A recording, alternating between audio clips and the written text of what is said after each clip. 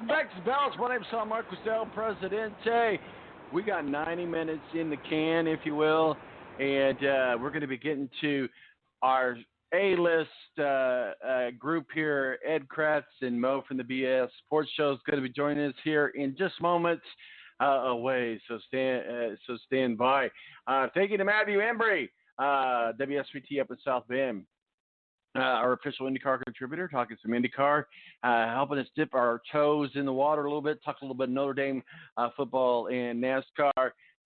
Matthew Hicks, another Matthew, joined us to play the homer card of the Indianapolis Colts. But joining us now is Ed Kractz, beat writer for the Philadelphia Eagles, who's helping his son move to Birmingham, so I appreciate you joining us. And Mo from the BS Sports Show, both of you guys joining us, talking some NFL, breaking things down. We'll start with you, Ed. Ed Kractz, beat writer for the Philadelphia Eagles, football.maven/io. I screwed it up. I don't have it there. Go ahead and give us your website, but I appreciate you taking some time helping your son move down to Birmingham. We saw that you bought him a new car, man. Can I get adopted? That's what I want to know. Can I get adopted? Oh man, three kids is enough, Tom. Big drain on the old wallet. So I hear much you. as I'd like to, I have to say no. I understand. Well, congratulations to you and your son. I know your son just graduated college, moving down to Birmingham. So that's a big move. So congratulations there. Mo from the BS Sports Show. Mo, how are you, sir? Good. Glad to be back on with you, Tom, and obviously always with Ed. Absolutely, guys. Well, let's get right into this. We'll start with the Philadelphia Eagles, which is where Ed's camped out at. Obviously, this week has been kind of a good week for the Eagles as Miles Sanders and Mac Hollins return to practice. Bring us up to speed. What's going on there at the NovaCare Center in Philly? Yeah, well, I was just thinking, what a difference a week makes. Last week when I spoke to you, I was standing on the sidelines, and you got to hear some sights and sounds of the Eagles training camp. And right now, today, I'm taking a few days off. I'm driving through. I'm leaving Knoxville, Tennessee, to continue our journey down into Birmingham and get my son set up, like you said. Thanks for the congratulations. But this week the Eagles had 2 fully padded practices, and man, they really went at it. Long marathon sessions, 2.5 hours on Thursday, 2:45 on Tuesday, and lots of hitting. They had some live tackling session. Imagine that, actual tackling in an NFL camp doesn't happen often, but the Eagles did it a couple times this week. And there were some nicks and bumps and bruises. Miles Sanders limped off on Thursday, but he, by all counts, he's out there practicing again today. So it was nothing too serious. He kind of went down in a pile on a running play. It looked like he tried to spin out of a tackle, and another tackler came along and clipped him low and hurt his foot. And then Jason Peters, their probable Hall of Fame left tackle, looked like he was just gassed at the end of the practice. And, with about 15, 20 minutes to go, he was slow to get up, went to the sidelines, and just peeled off his lineman's gloves like, that's it, I've had enough. I'm done. 37 years old over here. I'm not gonna burn it all out here in August. So, they put in their left tackle. They drafted in the first round Andre Dillard, which, Dillard's a great story. Both of his high school coaches were in town this week watching practice from Washington State, their high school coaches, and I got to speak with them. And, it's a very interesting story. Dillard didn't begin playing football until 10th grade in high school. He was about 6'2", 195 pounds, and every day the head coach told me he was on him, telling him, please, just come to the meeting.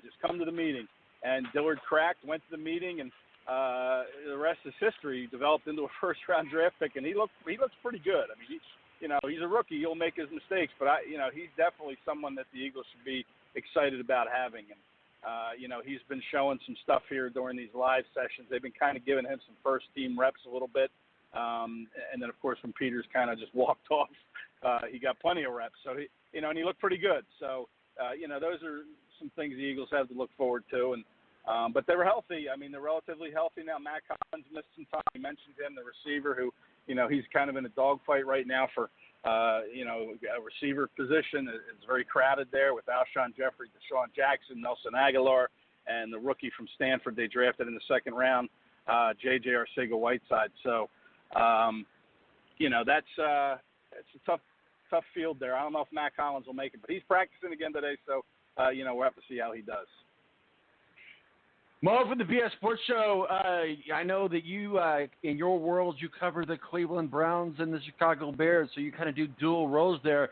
Talk with us about both camps. Obviously, the Browns coming here to town in a couple weeks. I'll be there at that game, and also I'll be at the Bears game as well. But Baker Mayfield, the Cleveland Browns, every Cleveland Brown fan I talk to, and every Cleveland Brown fan I see on Twitter has already accepted the Vince Lombardi Trophy, and they haven't even played a game yet. But what are your thoughts about what's going on with the Cleveland Browns and the Chicago Bears, sir? Well, I'll be honest, I haven't been to the Bears camp yet, but having been to the Browns camp this week, it's such a weird feeling around there. I've only covered the Browns now for a couple of years, but just, from talking to people, the feeling around there this year is just so much different. But it's different, it feels like in a good way so far. The expectations are so high, and so many of these players on this football team haven't been a part of that at the pro level. Obviously, Baker Mayfield dealt with it at the college level and some of those guys, but, a lot of them haven't dealt with it at the pro level, and it's a very young football team, but it's a football team that's got a lot of swagger to it for sure. But I'll tell you, watching this offense, it's going to be an exciting time, and then if you factor in, midway through the season, Kareem Hunt being available for this football team, you hope that the defense can keep other offenses at bay. But this offense looks like it's geared to score a lot of points. Obviously, a lot rests on the shoulders of Baker Mayfield. Can he distribute the ball enough to where everybody's happy? You've got two guys who want the ball a ton in Jarvis Landry and an Odell Beckham Jr. You've got Nick Chubb, who had a great season last year as a rookie. And you've got a defense that features guys like Myles Garrett. And Greedy Williams, their draft pick at cornerback, has had a good camp so far as well. So a lot's going to be riding on the shoulders of Baker Mayfield. Not only that, but on the shoulders of their head coach as he embarks on his first ever head coaching stint. So there's a lot of expectation, but boy, there's sure a lot of room for error. I mean, things could go wrong in a hurry when you've got this type of element there. So it's going to be very interesting. If nothing else, whether the Browns are good or bad this year, they're going to be an interesting football team to watch every Sunday. Guys, let's talk a little bit about the homer card. We did that earlier with Matthew Hicks, and we talked a little bit about Andrew Luck. And we'll start with you, Ed, and we'll go to you, Mo. We talked about this, Ed, maybe not so concerned right now, but still a kind of a sluggish start, a no-show. I won't say no-show because he's there. That's the wrong word to use. But Andrew Luck just isn't. He isn't taking snaps. We're worried. We're like, oh my gosh. But maybe it's not that bad because they haven't brought in any quarterbacks to work out. Although they did bring in Brandon Marshall. They worked him out yesterday. He was in town at camp yesterday. So we'll see how that happens. I mean, I think he would be a good addition. He's one of those Band-Aid players. But, Ed, we'll start with you, the Indianapolis Colts. What are we looking at here as we get ready for Thursday night against the Buffalo Bills? Well, I think the big issue this week with them was Spencer Ware, right, the running back? Yeah, they put him on the PUP list, right? Yeah. Right. So I think his season's done, right? I think he was put on a PUP list with a designation of unable to return. So I think he's going to miss the season. That's the rumor. That's probably yes. a pretty big blow. Yeah, I mean that's a big blow, I think, for the Colts, and they're going to start working out running backs, I'd imagine, because they're going to have to find someone to fill in that role. And then you factor in Andrew Luck, of course, with the calf. Now I've heard that a lot of people are trying to compare that calf injury to what that Golden State player, whose name I'm drawing a blank on, but he tore his Achilles during a playoff game. He came back a little too soon, but Kevin Durant, you're talking about. I think is that what you're talking about? That's it.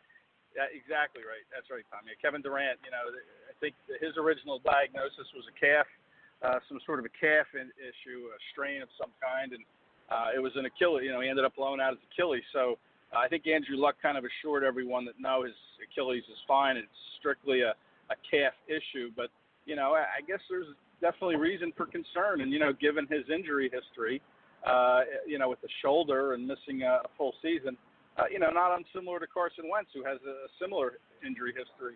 It's a concern. When there's some kind of a device that limits luck, like this calf injury has been doing, then yeah, that's a concern. But the good news is it is only August 3rd, and there is time, and I'm not sure how much playing time he was going to get in the preseason anyway.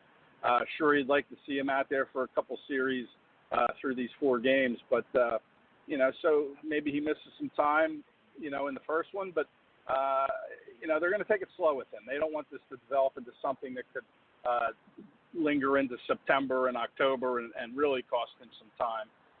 So that's the good news, is that they still have time to nurse this thing to get him back to 100%.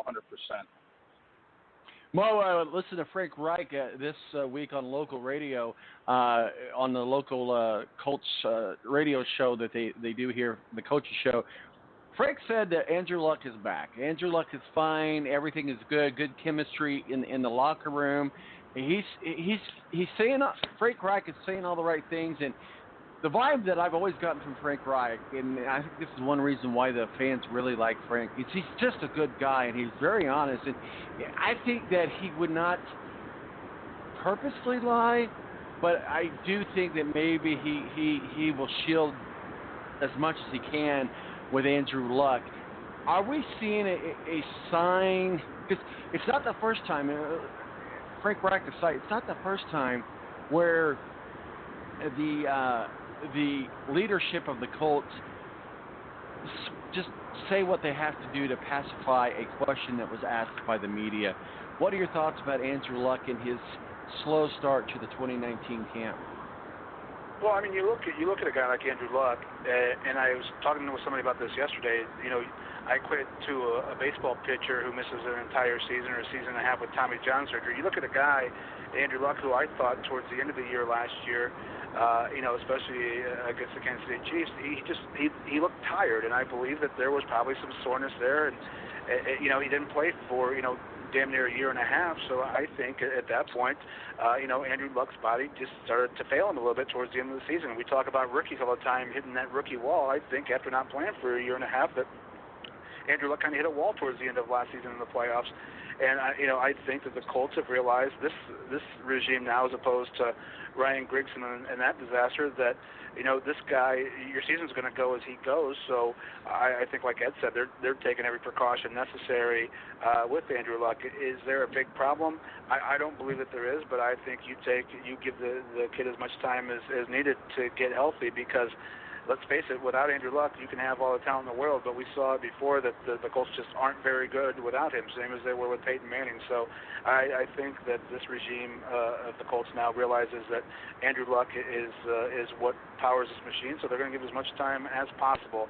I mean, is it possible that they're sugarcoating things? I mean, maybe a little. Every team does it with injuries to star players, but I think come the beginning of the season, Andrew Luck will be just fine, because the Colts are going to do everything in their power to take care of him during the preseason, just like Ed said. No, I totally agree, and God forbid that we do have to go to Jacoby Brissett. I say that bad. I don't mean that bad. Jacoby actually is not a bad quarterback, especially for a backup quarterback, and he could even probably be a starting quarterback for some teams.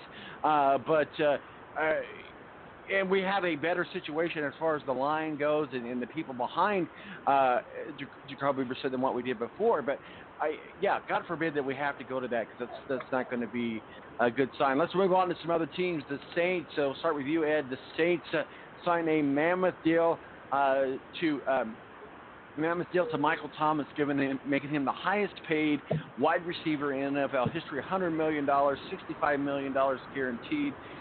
We talked about money. I'm all for people getting their money, but it is what it is. As I mentioned earlier in the show, I got a friend that collects baseball cards, and he has